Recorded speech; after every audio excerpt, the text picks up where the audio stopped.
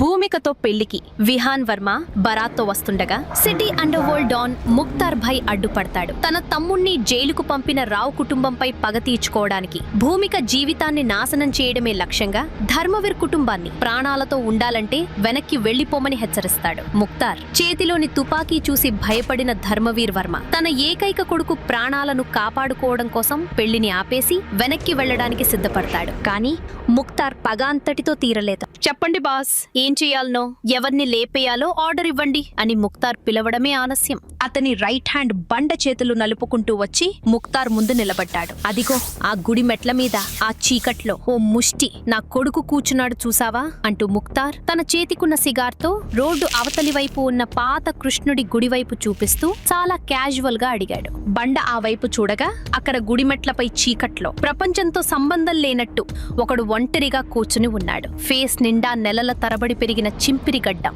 జడలు కట్టిన హెయిర్, ఒంటి మీద కంపు కొడుతున్న చిరిగిపోయిన మురికి బట్టలతో ఆ బిచ్చగాడు శూన్యంలోకి చూస్తూ కూర్చున్నాడు. చూశాను బాస్, పరమ దరిద్రుల్లా ఉన్నాడు. ఇప్పుడు వాణ్ణి ఏం చేయమంటావు? ఇక్కడి నుంచి తరిమేయమంటావా అని అడిగాడు బండ.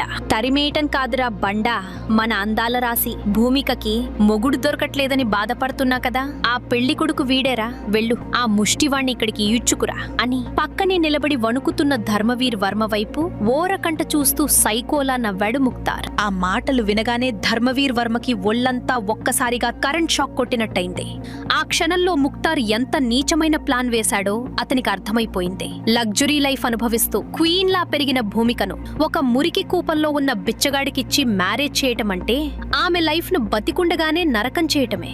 ఆ అమ్మాయి సిచ్యువేషన్ తలుచుకుంటే ధర్మవీర్ మనసు విలవిలలాడింది. కానీ ముక్తార్ చేతిలో ఉన్న గన్స్, అతని వెనక ఉన్న గూండాలను చూసి అతను హెల్ప్లెస్ కండిషన్ లో సైలెంట్ గా ఉండిపోయాడు. ధర్మవీర్ పక్కనే నిలబడిన తన కొడుకు విహాన్ వైపు చూశాడు.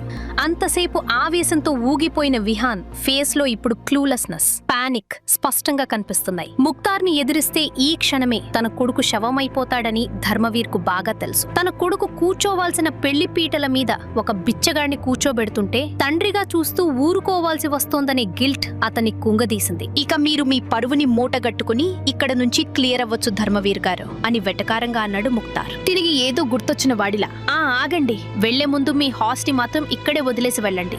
అది ఆ ముష్టివాడికి బాగా యూజ్ అవుతుంది. నా తమ్ముణ్ణి ఇన్సల్ట్ చేసిన ఆ ఫ్యామిలీకి అల్లుడయ్యే పెళ్లి కొడుకు, కనీసం గుర్రం ఎక్కి అయినా వెళ్లాలి కదా, అదో పద్ధతి సాంప్రదాయం మరి అని గట్టిగా నవ్వుతూ అన్నాడు. ధర్మవీర్ కళ్లల్లో నీళ్లు తిరుగుతుండగా సైలెంట్ గా ఉండిపోయాడు. అతనికి తన కొడుకును చూస్తే జాలి వేసింది. సొసైటీలో తమ రెప్యుటేషన్ ఏమైపోతుందో అని భయం వేసింది. కానీ ప్రాణం మీద తీపితో ఈ రోజు లైఫ్ తో బయటపడితే చాలు, నా కొడుకుకు ఆ భూమిక కన్నా 100 రెట్లు బెటర్ కోటీశ్వర్ల పిల్ల దొరుకుతుంది. ఈ రౌడీల మధ్య ఉంటే ప్రాణాలు గాల్లో కలిసిపోతాయి అని తన మనసుకి తానే నచ్చజెప్పుకున్నాడు ధర్మవీర్. ఒక్క క్షణం కూడా ఆలస్యం చేయకుండా ఇక్కడి నుండి ఎస్కేప్ అవ్వడమే అందరికీ సేఫ్ అని అతను డిసైడ్ అయ్యాడు. అంతలోనే బండ రోడ్డు దాటి వెళ్లి ఆ బిచ్చగాడి మెడపట్టుకుని బారాత్ మధ్యలోకి ఈడ్చుకొచ్చాడు. వాణ్ణి దగ్గర నుండి చూస్తేనే అసహ్యం వేస్తోంది. చాలా నెలలుగా కనీసం ఫేస్ వాష్ చేసుకోవడం, షేవింగ్ చేయడం కూడా మర్చిపోయాడని వాడి ఒంటి కంపు చెప్తోంది. కానీ ఆశ్చర్యకరంగా అంతమంది రౌడీలు తనను ఈడుస్తున్నా, అంత పెద్ద గొడవ జరుగుతున్నా వాడి ఫేస్ లో ఎలాంటి ఎమోషన్ లేదు. కళ్ళు కూడా సరిగ్గా తెరవకుండా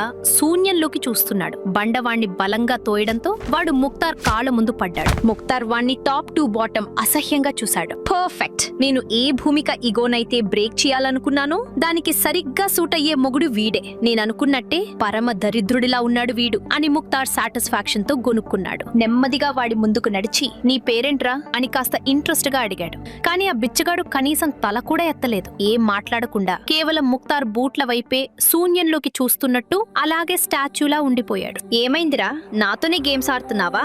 చెప్పు, నీ పేరు అడిగాను కదా అని ముక్తార్ కోపంతో గర్జించాడు. అతని చేతిలోని గన్ చూసి చుట్టుపక్కల వాళ్ళు శివరయ్యారు. కానీ ఆ బిచ్చగాడిలో మాత్రం ఎలాంటి చలనం లేదు. మళ్లీ సైలెన్సే ఆన్సర్ అయింది. ముక్తార్ కి కోపంతో రక్తం మరిగిపోతుండగా వాడు చేతిలోని తుపాకీని లోడ్ చేయబోయాడు. అప్పుడే పక్క నుంచి ఎవరిదో వాయిస్ వినపడింది.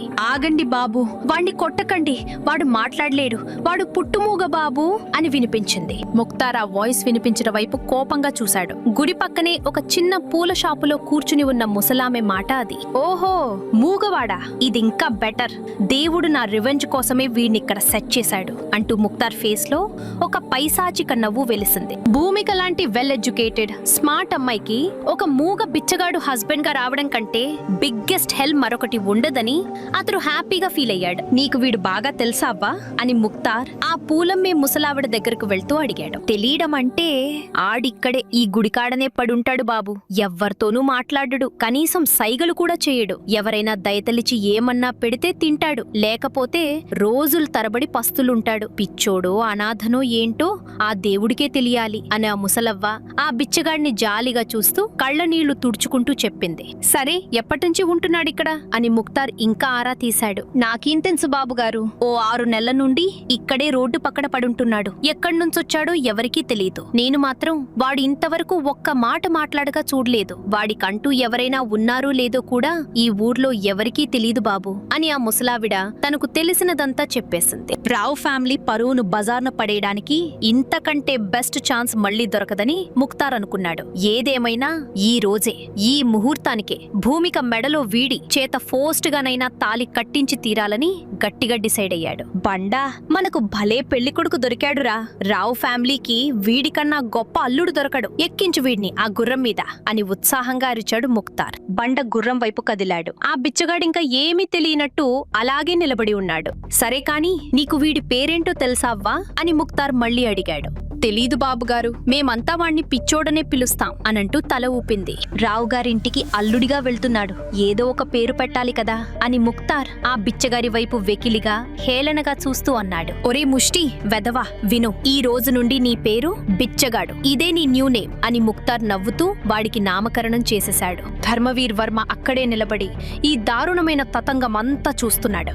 అతనికి అక్కడ ఊపిరాడనట్టుగా అనిపించింది. పెళ్లి బృందంలోని రిలేటివ్స్ కూడా సిచ్యువేషన్ ఎంత డేంజరస్ గా ఉందో అర్థం చేసుకున్నారు. ముక్తార్ లాంటి రౌడీల మధ్య ఉంటే ఎప్పుడు ఏ బుల్లెట్ ఎవరి గుండెల్లో దిగుతుందో అని భయపడి చాలా మంది చడీ చప్పుడు లేకుండా జారుకున్నారు. మర్చిపోయాను, మీ అబ్బాయి తలకు కట్టుకున్న ఆ పెళ్లి బాసింగం, చేతికున్న కంకణం కూడా ఇస్తే ఈ కొత్త పెళ్లి కొడుక్కి అలంకరిస్తాం. తర్వాత మీరు మీ ఫ్యామిలీతో హ్యాపీగా వెళ్ళిపోవచ్చు అని ముక్తార్ ధర్మవీర్ వర్మ వైపు చూస్తూ వ్యంగ్యంగా అన్నాడు. ధర్మవీర్ వర్మ ఓడిపోయిన వాలిలా తలదించుకుని తన కొడుకు విహాన్ తల మీదున్న పెళ్లి బాసింగాన్ని తీసి బండవైపు విసిరేశాడు. బండ దాన్ని గాల్లోనే అందుకుని నవ్వుకుంటూ ఆ బిచ్చగాడి తలకు బలవంతంగా కట్టాడు. బాస్, మరి ఈ వెనకాల ఉన్న బ్యాండ్ మేళం గాలని ఏం చెయ్యాలి? వీళ్ళని పంపించేయమంటావా అని బండ ముక్తార్ను అడిగాడు. ఏం చేయటమేంటిరా బండా, మ్యారేజ్ లో మ్యూజిక్, డప్పులు శబ్దాలు వాయించటానికే కదా వీళ్ళొచ్చింది. ఇప్పుడు కూడా వాయిస్తారు, ఎందుకంటే పెళ్లి ఆగిపోలేదు, పెళ్లి ఇంకా జరగాల్సింది. కాకపోతే పెళ్లి కొడుకు మారాడు అంతే అని ముక్తార్ తన రాక్షస తీర్పును విడిపించాడు. రే బ్యాండ్ మేళం, విన్నారా బాస్ మాటలు, వాయించండి. ఏ మాత్రం సౌండ్ తగ్గినా మీ డప్పులు పగిలిపోతాయి అని బండ సంతోషంగా గాల్లోకి ఫైరింగ్ చేస్తూ అరిచాడు. ఆ బుల్లెట్ సౌండ్ వినగానే బ్యాండ్ వాళ్లకు వాయించలేమో అని చెప్పే దమ్ము లేదు. చావు భయంతో వణుకుతూనే వారందరూ మునుపటి కంటే లౌడ్గా బ్యాండ్, డప్పులు వాయించడం స్టార్ట్ చేశారు. బండ ఆ బిచ్చగాడిని పట్టుకుని బలవంతంగా విహాన్ వదిలి వెళ్లిన వైట్ హార్స్ పై కూర్చోబెట్టాడు. వాడు గుర్రంపై కూడా ఓపిక లేనట్టు వాలిపోతుంటే ఒక రౌడీ వాణ్ణి పట్టుకున్నాడు. గుర్రంతో పాటు ఉన్న వ్యక్తి చావు భయంతో గుర్రాన్ని ముందుకు నడిపించాడు. బండతో పాటు ఉన్న మిగతా రౌడీలంతా లిక్కర్ బాటిళ్లు చేతబట్టి రోడ్డుపైకి దూకి బ్యాండ్ ముందు విచ్చలవిడిగా డాన్స్ చేయటం మొదలుపెట్టారు. ఇప్పుడు వీళ్లంతా ఆ బిచ్చగాడి పెళ్లి బృందంగా మారిపోయారు. ముక్తార్ తన జీప్ లో కూర్చుని ఆ పెళ్లి బృందంతో కలిసి భూమిక ఇంటివైపు క్రూరమైన నవ్వుతో కదిలాడు. ధర్మవీర్ తన ఫ్యామిలీ, ఫ్రెండ్స్ ఇన్సల్ట్ తో తలదించుకున్న పెళ్లి కొడుకు విహాన్తో రోడ్డుపై విగ్రహాల్లా అలాగే నిలబడిపోయారు. మరోవైపు రాజేంద్రరావు బంగళాలో బయట జరుగుతున్న ఈ భయంకరమైన విషయాలేవీ తెలియకుండా లోపల అందరూ పెళ్లి హడావిడిలో ముచ్చట్లలో మునిగిపోయి ఉన్నారు. పెళ్లి కూతురు రూమ్ అద్భుతంగా డెకరేట్ చేయబడింది. భూమిక తన పట్టు చీరను సర్దుకుంటూ తన ఫ్రెండ్స్ తో కలిసి పెళ్లి ముచ్చట్లు చెప్పుకుంటూ తన రూమ్ లో సంతోషంగా కూర్చునుంది.